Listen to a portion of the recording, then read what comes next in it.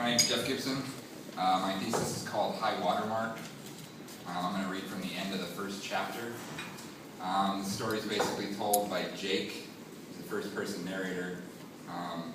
He's sticking around after he graduated from college in his college town in his apartment because he doesn't want to go face the real world. And basically his buddy has a nervous breakdown or a psychotic break, or his neighbor actually. So his father comes and takes him back to his apartment, which is across the hallway. So this is, right, picks up right there. There I was again, alone, in my apartment, back where I'd started, waiting. Although the pink sky now cast a pink glow across the walls, the sun ditching us all. The lower frequencies of Max's father's voice began to reverberate through the walls. I leaned forward and reached for my lighter. I grabbed the Lorax off the glass, lit up another bowl. I stared at the pink clouds floating above the apartment's outback, slowly drifting over the green and gold Santa Ynez Mountains.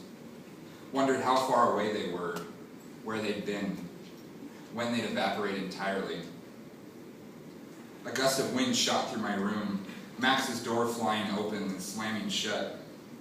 Baby blue and maroon flashed past, footsteps sprinting down the hall. The door opened again, another gust.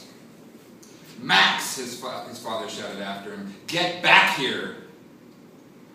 But Max didn't stop. His heels stomped down the stairs, shaking the whole complex. I ran out on my balcony and leaned out over the railing. At ground level, Max must have doubled back, headed under the apartment complex toward the back, because I saw him shoot out into the parking lot under me, head down, feet slapping against the concrete. I wanted to call out to him, but not for him to stop, not to come back. I wanted to warn him. I wanted to warn him that there wasn't a way out back there, just a dead end. A rickety wooden fence at the back of the property, closing him in. He jumped the fence before I found the words. I wish that was the last image I had of Max. The only image that was seared into my memory. The image that started that summer. The image that spit me out on the road.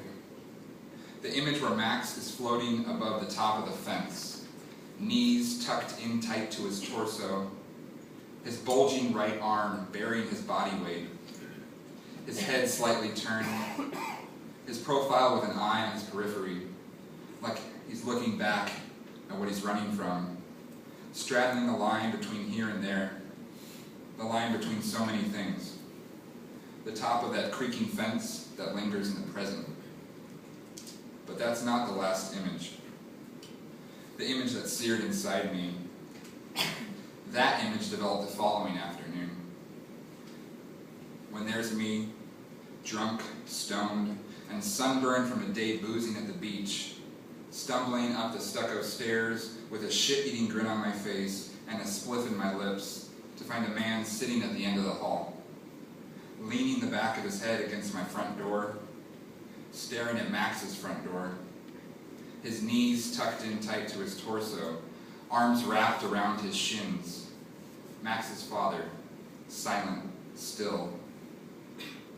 I dragged my flip-flops toward him. He continued to stare at his son's door, the door that was slightly ajar, the door that I shouldn't have pushed open to look inside. What had college taught me? Time management. How to tell when a girl is into you. Followed not long after by how to talk to such a girl. How to write about things you don't know anything about. Read bullshit. And finally, that when you see it through a slightly ajar door and discover a once white linoleum entryway covered in red, you close the fucking door. You don't open it further. You don't spot the orange extension cord you let your neighbor borrow a few days before graduation.